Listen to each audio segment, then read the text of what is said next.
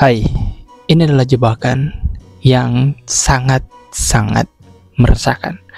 Jebakan ini yang bikin kebanyakan para gaji UMR, para gaji yang di bawah dari UMR mengalami kemiskinan tetap.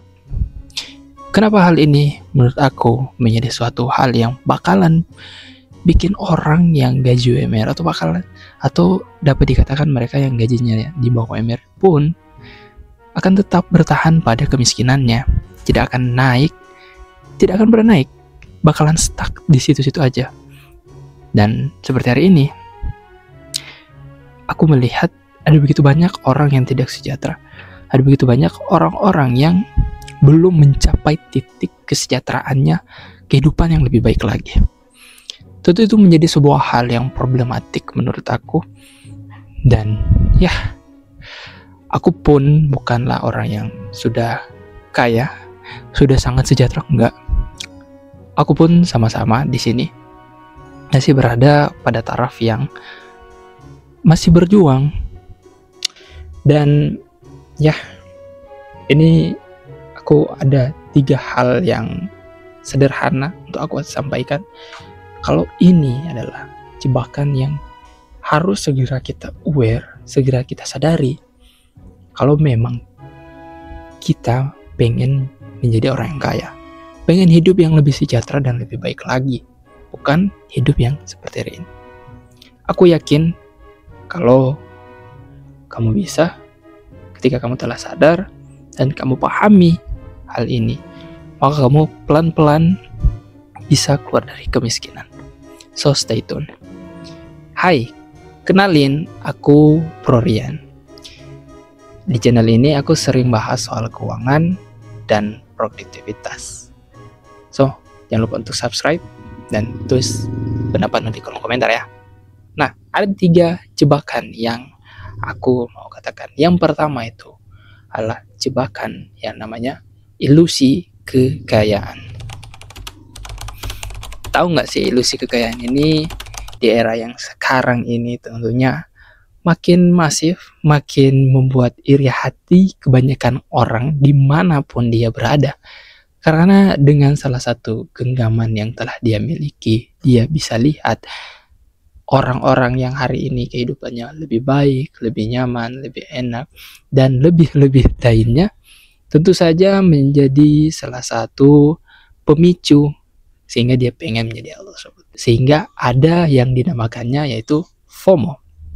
Tentu kita bisa melihat nih, orang yang menggunakan jam Rolex, udahlah itu terlalu mewah. Hari ini tuh kebanyakan orang pengen memakai handphone yaitu iPhone. Biar apa nih? Biar apa? Biar terlihat keren, terlihat kaya. Aku punya seorang teman yang hari ini kemudian dia memperlihatkan handphone dia, lagi nongkrong nih. Tiba-tiba diliatin handphonenya. Wah, handphone baru nih. Nggak tahu, ternyata itu adalah handphone yang dicicil. Memaksakan diri untuk terlihat kaya dari orang-orang lain. Membeli motor baru, handphone baru, mobil baru. Bahkan nih, dia ada yang trip nih, jalan-jalan dengan menggunakan cicilan. Memang sih kelihatannya menarik, kelihatannya menyenangkan. Tahu-taunya udah di blacklist sama pinjol, udah di blacklist nih sama bank karena tunggakan dari cicilan yang tidak kunjung lunas. Ya, kenapa sih sehingga hal ini menjadi salah satu jebakan? Karena itu mereka mencari yang namanya validasi. Validasi orang-orang. Pengen sekali diperhatiin oleh orang lain. Siapa sih hari ini yang gak mau diliatin orang lain? Dianggap bahwa dia udah memiliki sesuatu. Dinotis nih. Udah makin kaya aja. Setelah dipinjam 100 gak mau dikasih. Bukan menjadi hal yang lumrah. Dari zaman dulu sampai zaman sekarang pun orang-orang pengen dilihatin. pengen divalidasi apa yang telah dia capai, apa yang telah dia miliki. Terlihat kaya memang boleh, terlihat kaya, tapi kita harus bisa mengukur kemampuan kita dengan gaya kita yang nggak perlu deh memakai hal-hal yang kalau mau dibilang terlihat mahal. Nggak mahal pun kita masih boleh kok bisa terlihat eccentric, terlihat macho, terlihat cantik. Kita nggak perlu untuk membeli barang-barang yang tidak kita mampu.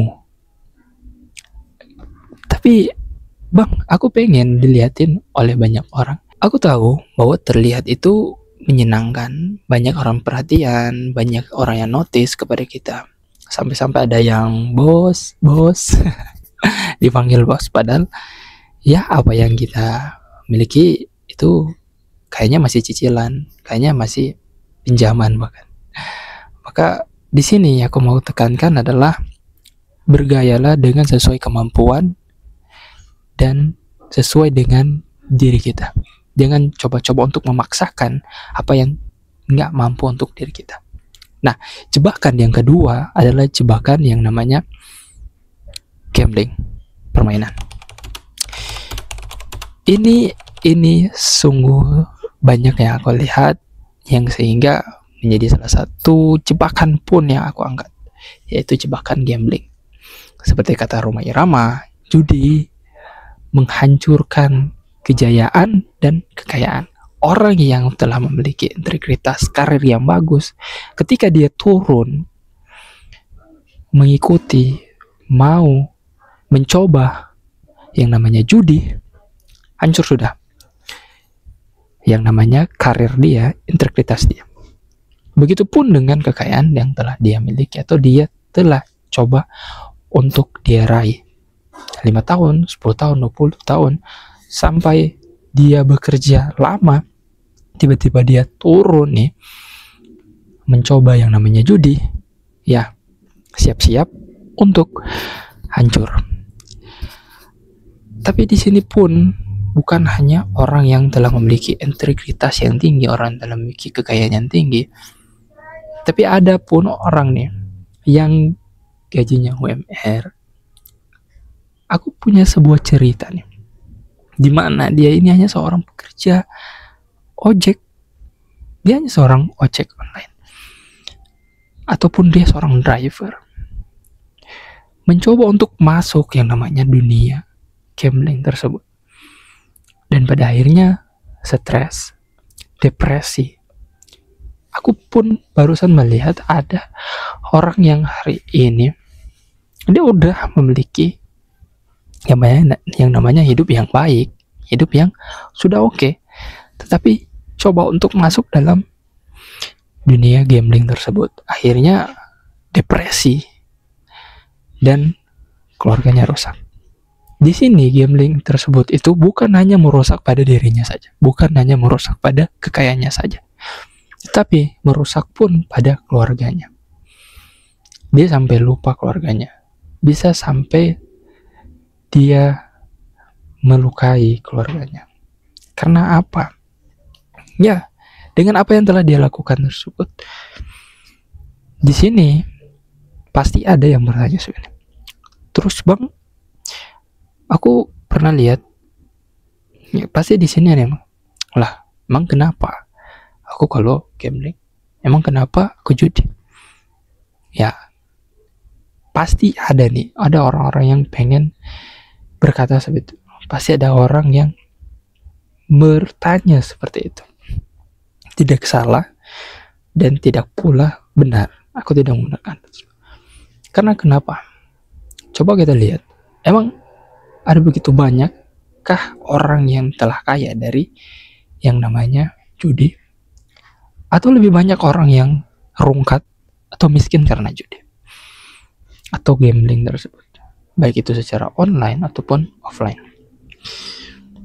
Di sini kita bisa melihat dengan adanya yang namanya gambling tersebut, kalau dirasiokan, ya dari kemenangan dan kekalahan, lebih banyak yang namanya kekalahan daripada kemenangan. Nah, coba kamu sebutkan siapa yang menjadi salah satu orang yang sehingga menjadi panutan kamu untuk mengikuti ini yang namanya gambling tersebut. Ketika kamu melihat dia melakukan gambling ini dan dia menang, terserah untuk kamu. Ini menjadi sebuah pilihan kamu atau bukan. Ini hanya menjadi salah satu center kamu untuk melihat, oh, dia pernah menang, dia pernah menjadi orang yang kaya seketika, menjadi orang yang kaya seketika dari yang namanya gambling tersebut. Tapi tahu tidak, aku pernah baca sebuah cerita nih. Orang yang menang di salah satu gambling tersebut, dia bahkan tidak bisa mengontrol dirinya, bahkan depresi. Kekayaannya tidak bertahan lama kalau bisa dikatakan. Orang-orang yang hari ini menang di sebuah gambling, sebuah permainan tersebut, kekayaannya tidak akan bertahan lama. Kamu yakin deh, kalau hal yang buruk ini ketika terjadi, yang buruk-buruk yang terjadi tidak akan berlaku dan bertahan lama. Tetapi hal yang baik bakalan bertahan lebih lama. Begitulah hal yang hari ini aku yakini. Ketika kita berbuat baik, maka hal baik pula yang akan tertahan, akan kekal dan abadi.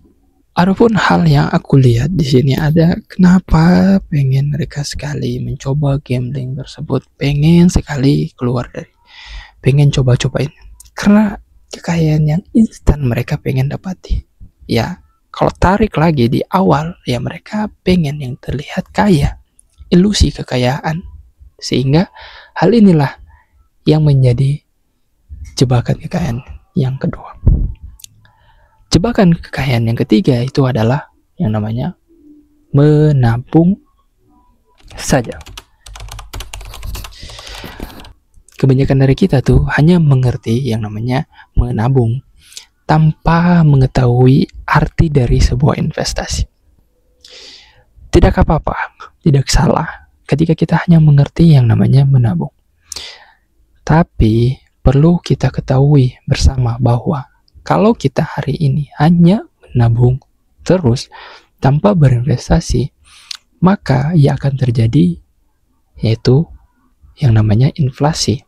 Nilai rupiah kita akan tergerus, atau nilai uang kita itu akan tergerus dengan harga pasokan yang ada di luar, harga-harga pokok barang yang ada di luar. Coba nih, sederhananya gini, 100.000 di tahun 2006 dengan 100.000 yang berada di tahun 2025 nilainya berbeda. Di 2006 100.000 itu kita bisa membeli banyak barang-barang yang kita inginkan. Ada berapa belas item yang bisa kita dapati. Tetapi kalau hari ini nilai 100.000 yang kita beli di sebuah minimarket, dibeli di sebuah warung, tentu kita hanya mendapatkan beberapa produk saja, 4 bahkan hanya 5 saja, 5 bahkan atau sampai 3 saja. Nah, disitulah yang menjadi hal yang perlu untuk kita ketahui bersama, bahwa kalau kita hanya sekedar menabung saja, maka nilai uang kita itu akan tergerus. Maka kita harus paham dan mengerti, jangan hanya sekedar menabung saja, tetapi diiringi juga dengan berinvestasi. Nah, untuk pembahasan mengenai tentang menabung investasi, kayaknya aku sudah membahasnya. Nanti teman-teman lihat di video yang lainnya ada di bawah ya. So, kalau aku rangkumin nih, dari ketiga hal itu, yang pertama nih, jebakan ilusi kekayaan. Yang kedua, bahaya yang namanya gambling. Yang ketiga, yaitu harus mengetahui perbedaan antara menabung dan berinvestasi. Semoga video ini dapat bermanfaat. Tulis pendapatmu di kolom komentar untuk kita diskusi bersama. So, thank you. Goodbye.